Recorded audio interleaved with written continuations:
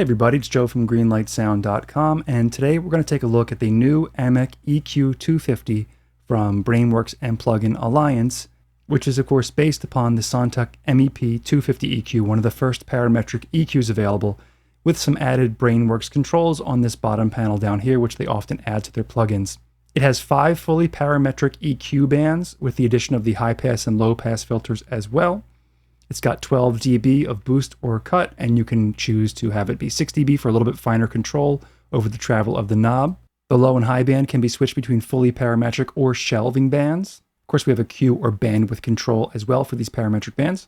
The low pass filter has a range from 20 Hz to 30K with a 12 dB per octave slope, and the high pass filter range is from 20 Hz to 20K with again a 12 dB per octave slope. Left and right sides are identical, so if you're using this on a stereo source where you want the left and right side EQ to be identical, you leave this parameter link in, and whatever you do on the left is done also on the right.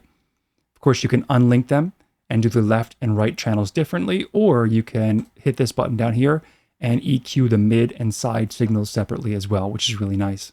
You've got a gain scale control here, which is nice for dialing a little bit less or more of the EQ moves you have made already, and you can invert the bands where a boost turns into a cut and vice versa. So one of the first questions you may ask if you've used Plugin Alliance plugins before is, how is this different than the AMEK EQ 200? I'm going to jump over to Plugin Doctor and take a look at these two plugins because they are really, really similar. On the left, on the bottom, we've got the AMEK EQ 200. And on the right, we've got the EQ 250. They've got a little bit different color scheme, but very, very similar controls. Now, if you look at Plugin Doctor's frequency chart right here, you see a bunch of squiggly stuff. That's the V gain. You just want to turn that all the way down on both of these. That's just noise. That leaves us with a flat response. One of the things you have to know about this is they are very clean EQs. So if I jump over to the harmonic analysis here, you're not going to see much beyond that input signal, which is at 705.2 Hertz right here. There's not a lot of harmonics going on here. Even if I crank the THD, I get one more harmonic happening, but just a bunch of noise below that. So they are very clean EQs.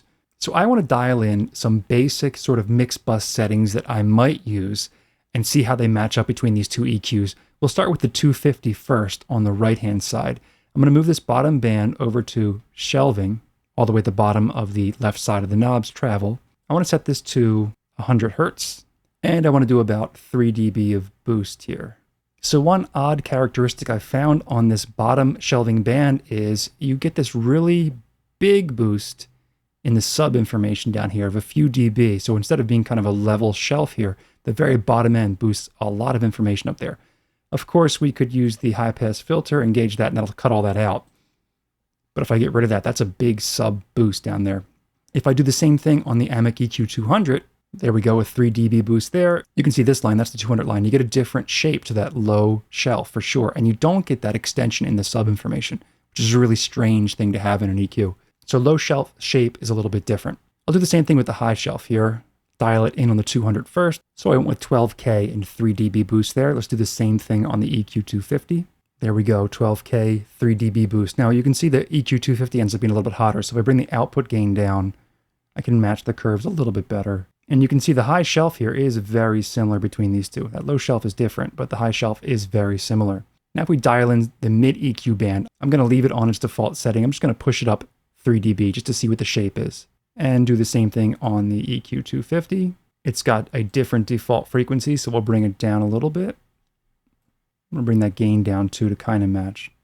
You can see for the bell shape, we've got a little bit more narrow bell for this one. Even if I move the bandwidth of the Q control, I can't exactly match the shape. I can get really close, but I can't match the exact shape between the two. But that is very, very close. So the biggest difference I see is in that bottom band right there.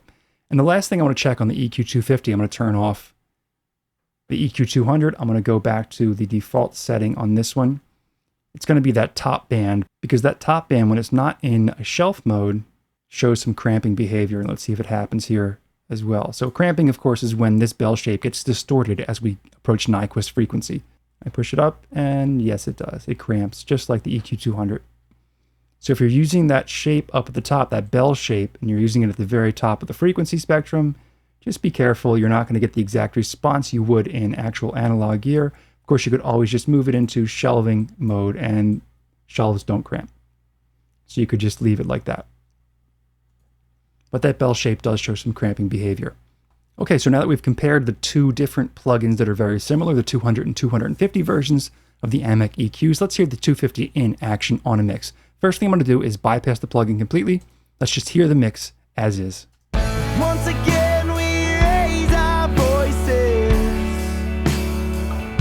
Give us what we're looking for. All right, so I'm going to bypass the high and low pass filters here, turn the EQ back on, and I'm going to put a little shelf on the bottom and a little shelf on the top. I'd often do that on the mix bus for a tad bit of EQ, maybe a couple dB. Once again we raise our voices. Give us what we're looking for. The world's a product of our choices. Will we choose to stop this war? We'll drop bombs all day and night. Once again we raise our voices. So a little bit of a low shelf, a little bit of a high shelf. I did experiment with the 25K. It's nice to have that big high-end extension for that air. That is very nice. And the tiniest bit of a cut at the upper mids 2.1K. And now that I've level matched it, I'll bypass it on and off as it plays, and you're not going to hear a huge difference. This is a very clean EQ. Once again we raise our voices. Give us what we're looking for. The world's a product of our choices. I would say unless you're listening on headphones or really good monitors, you're not going to hear a difference there. Let's boost it a lot and see if we can hear what this thing can do. Once again we raise our voices. Give us what we're looking for. The world's a product of our choices. Will we choose? There we go, bypass on and off, level matched with the more extreme EQ moves. Once again we raise our voices. Give us what we're looking for.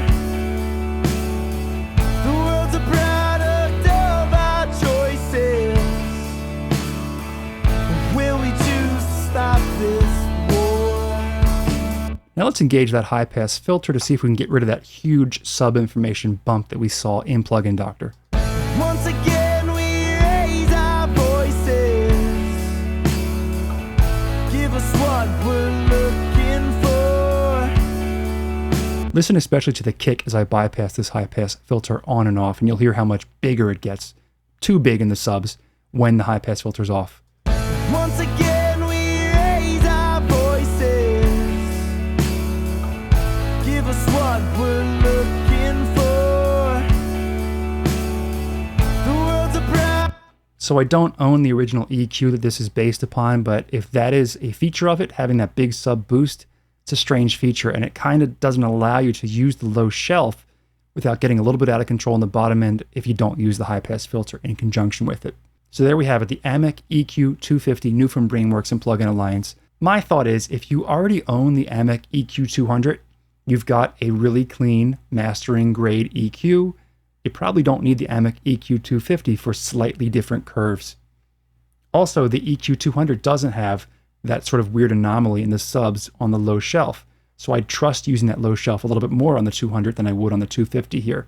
But if you're in the market for a really clean, classic parametric EQ, the AMEK EQ 250 might be able to fill the bill for you. Just be careful with the low end there. If you have any questions or comments, let me know in the comment section. Don't forget to subscribe if you haven't done so already, so we can keep you in the loop as to what's coming up next, and I'll see you in the next one.